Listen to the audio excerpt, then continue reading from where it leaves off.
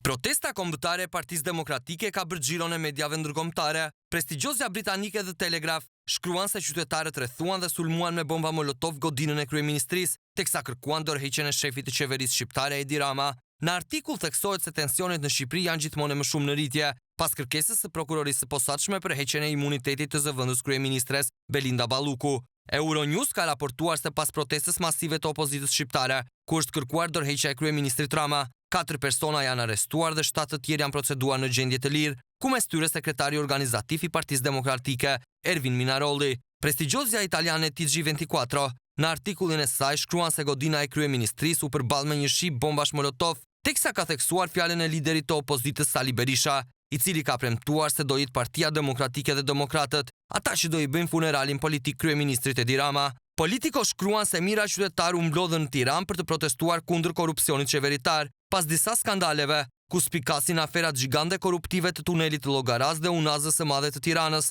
për të cilat SPAK ka kërkuar arrestimin e zëvendës kryeministres Belinda Balluku.